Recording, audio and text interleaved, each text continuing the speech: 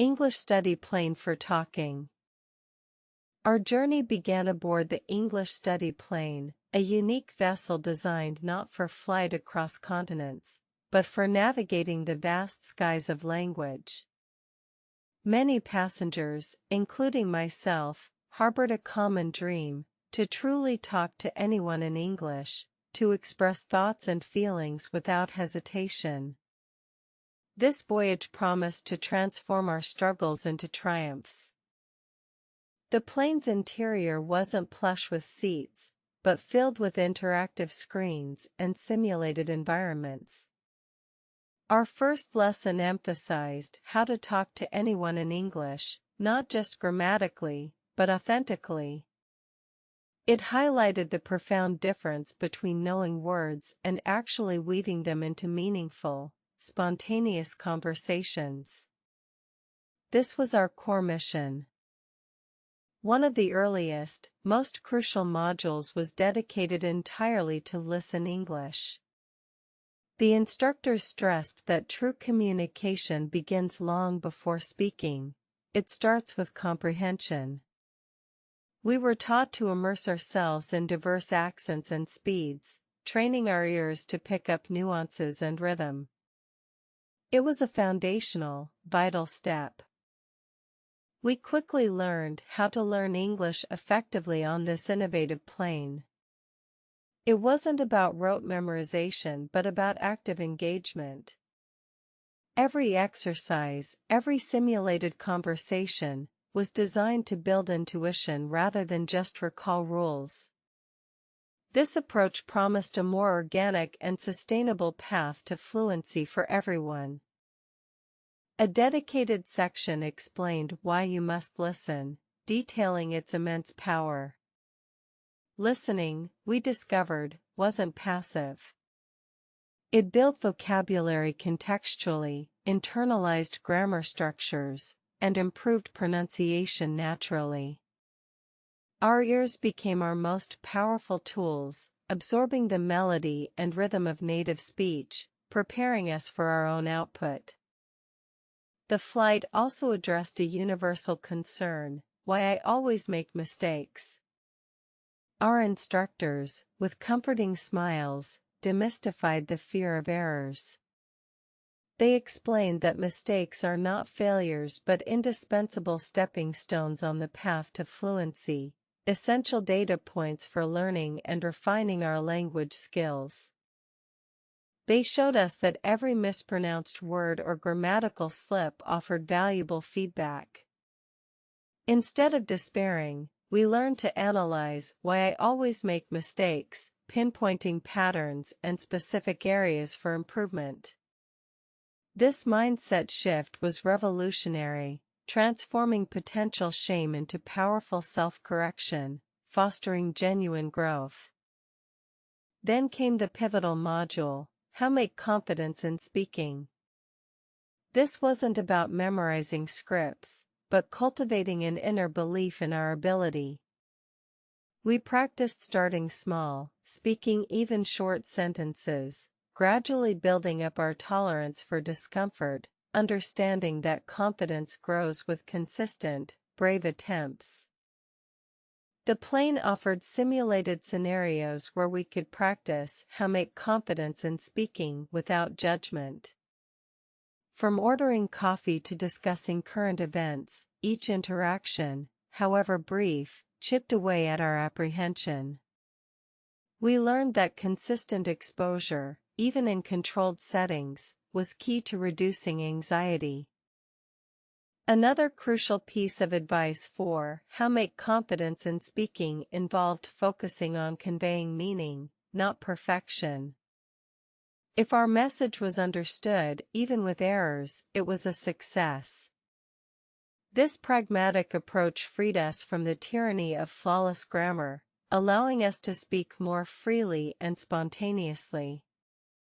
The curriculum also emphasized why you must read English. Reading, they explained, reinforced everything we learned through listening and speaking. It expanded our vocabulary in a structured way, exposed us to diverse writing styles, and solidified our understanding of complex sentence structures visually. Reading offered a quiet space for assimilation. Why you must read English became clear as we saw how it improved our writing and speaking indirectly. From simple articles to challenging novels, each text provided new insights, broadening our understanding of both language and culture simultaneously. The trainers then moved to direct application, how to talk in English. This segment combined all previous lessons into practical strategies for real-world conversations. We learned about active listening during dialogues, asking follow-up questions, and expressing opinions respectfully, ensuring true interaction. We practiced initiating conversations, even with strangers in simulated environments. How to talk in English wasn't just about grammar, but also about politeness, intonation, and body language. These nonverbal cues, often overlooked, proved essential for effective and comfortable communication with native speakers. Revisiting how to learn English, the instructors underscored the importance of consistency. They likened language acquisition to building muscle. Small, regular workouts yield far better results than sporadic intense sessions. This disciplined approach was crucial for sustained progress on our linguistic journey. They encouraged us to integrate English into our daily lives seamlessly. How to learn English became less of a chore and more of an enjoyable habit. Watching movies without subtitles, changing our phone language, or listening to English podcasts transformed learning into an engaging lifestyle. The English study plane provided a safe bubble for our evolution. We started recognizing the subtle power of Listen English in everyday interactions. A brief exchange with a flight attendant, a recorded announcement, or background chatter all became opportunities for our ears to train. The importance of active Listen English was repeatedly emphasized. It wasn't just about hearing sounds, but about comprehending meaning, identifying emotions, and understanding context. This active engagement prepared us not just to respond, but to genuinely connect with others. The module on why I always make mistakes helped many shed their self-consciousness. We shared our most embarrassing language blunders, turning them into humorous anecdotes rather than sources of shame. This shared vulnerability fostered a supportive community on board. We learned that the fear of making mistakes often paralyzed us more than the mistakes themselves. Understanding why I always make mistakes meant embracing imperfection as part of the learning journey. It allowed us to speak more freely, knowing every error was a lesson. Our confidence grew exponentially as we applied strategies for how make confidence in speaking. We learned to speak slowly when nervous, to rephrase if misunderstood, and to ask for clarification without embarrassment. These simple techniques made a huge difference. Role-playing scenarios were particularly effective for how make confidence in speaking. We practiced job interviews, casual chats, and even debates, pushing our linguistic boundaries in a safe, controlled environment. Each successful interaction boosted our self-assurance considerably. The trainers reminded us that why you must read English extends beyond vocabulary. Reading exposes us to diverse perspectives and cultural nuances embedded within the language. It enriches our understanding of the English-speaking world, making our conversations more informed. From news articles to fiction, Why You Must Read English provided a constant stream of new expressions and idioms. It helped us internalize grammar subconsciously, seeing correct structures repeatedly, making them feel natural rather than something to be explicitly recalled. We practiced how to talk in English by telling personal stories and describing our days. This exercise encouraged spontaneous speech rather than rehearsed lines, developing our ability to think on our feet and express complex ideas simply. It was a liberating experience. The flight progressed, and our proficiency improved visibly. We realized that how to learn English was a continuous process, not a destination. Each day brought new opportunities for growth, new words to learn, and new ways to express ourselves. The English study plane simulation often put us in challenging listening situations. Overlapping conversations, noisy environments, and rapid-fire dialogue tested our listen English skills to their limits, preparing us for the unpredictable nature of real life. These intense listening drills reinforced why you must listen with undeniable proof. The better we listened, the more accurately we could respond, creating smoother, more meaningful conversations. It was the bedrock of our improving communication. The instructors continually reassured us about why I always make mistakes. They shared their own language learning blunders, normalizing the struggle and emphasizing perseverance. This open, honest approach built immense trust and reduced our anxieties significantly. We understood that making mistakes was evidence of trying, not failing. Embracing this truth was key to unlocking our full potential for how make confidence in speaking. The fear of error no longer held us captive, instead, it fueled our determination to learn. The practical application of how make confidence in speaking involved recording ourselves.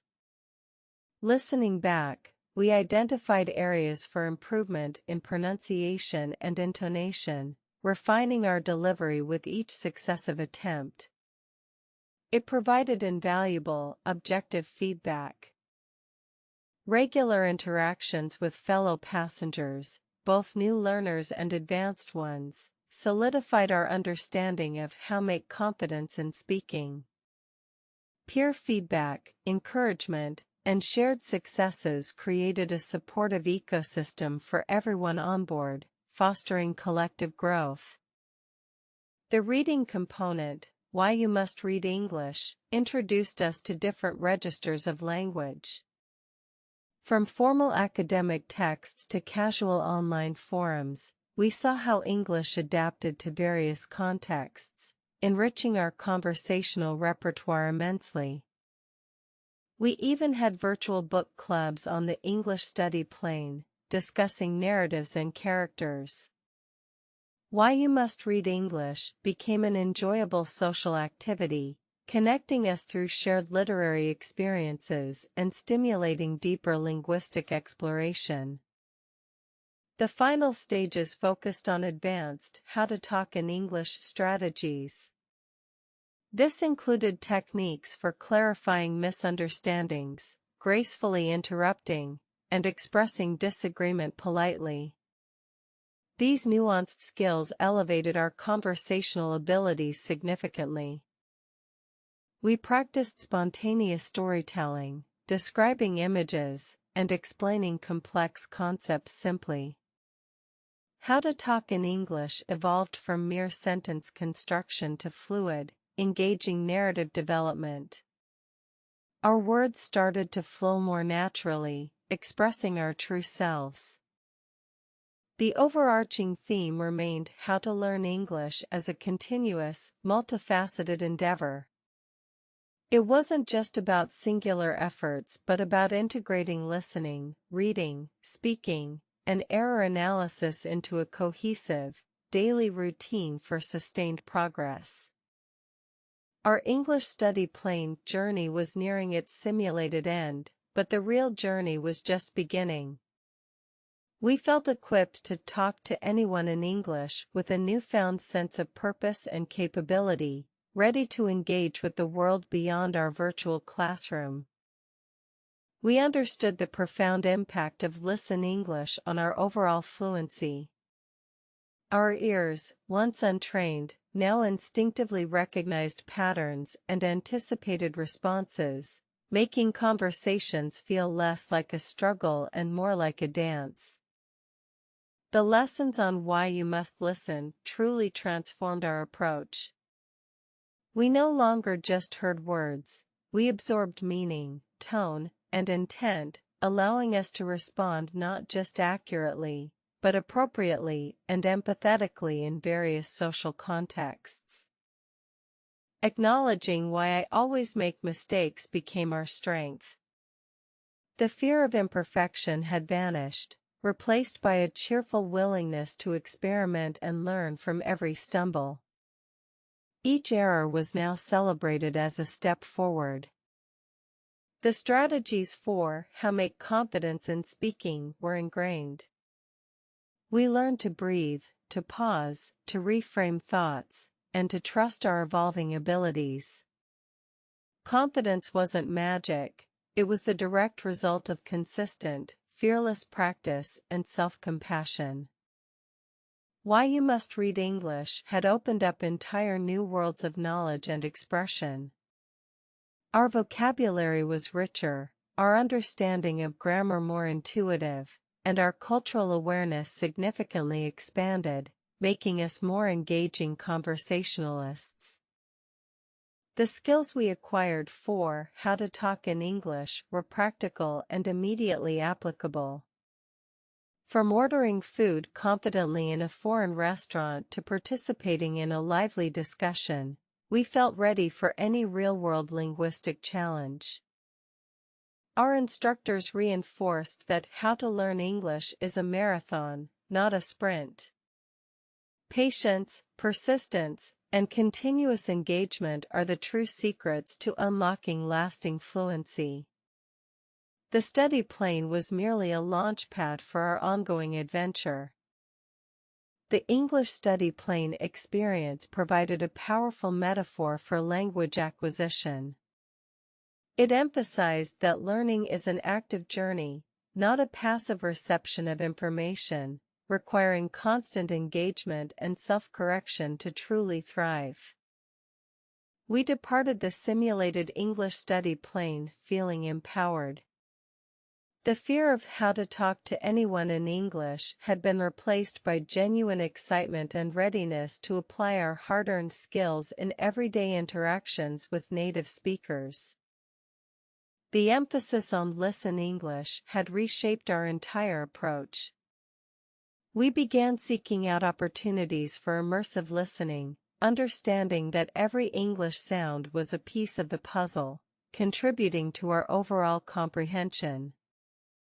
We internalized Why You Must Listen, recognizing its role in developing an authentic accent and natural rhythm, crucial for blending seamlessly into English conversations.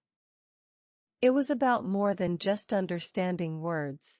It was about internalizing the music of the language. The module on Why I Always Make Mistakes had been truly transformative. It taught us resilience and a growth mindset, turning moments of vulnerability into powerful learning experiences that accelerated our progress exponentially. Our newfound understanding of how to make confidence in speaking enabled us to initiate conversations fearlessly. We no longer waited to be perfect, we embraced the process, knowing that every attempt, flawed or not, contributed to our growth. Why You Must Read English had deepened our appreciation for the language's richness and versatility. It provided a quiet, reflective space for learning that complemented our more active speaking and listening practice perfectly, building a robust foundation. The practical strategies of how to talk in English were now second nature. We could introduce ourselves, express opinions, ask questions, and tell stories with a fluidity that once seemed impossible, engaging meaningfully with people. The comprehensive approach to how to learn English meant we now possessed a toolkit for lifelong learning. The journey of mastering English was ongoing, but we had the strategies and the mindset to continue thriving independently. Our English study plane experience was more than just lessons, it was a psychological shift. We learned that true fluency comes from overcoming inner barriers, embracing imperfection, and consistently putting ourselves out there, speaking freely. The realization that we could talk to anyone in English was incredibly liberating. The world suddenly seemed smaller, more accessible, and filled with opportunities for connection and understanding across cultures and backgrounds. The principles of Listen English became our compass, guiding us through complex dialogues. We became adept at picking up context clues, inferring meaning, and responding thoughtfully, making every interaction a valuable learning experience. No longer fearing why I always make mistakes, we approached new conversations with curiosity and courage. Each interaction, successful or not, reinforced our belief that persistence and a positive attitude are the true keys to linguistic mastery. We walked away with not just language skills, but a changed perspective on learning itself.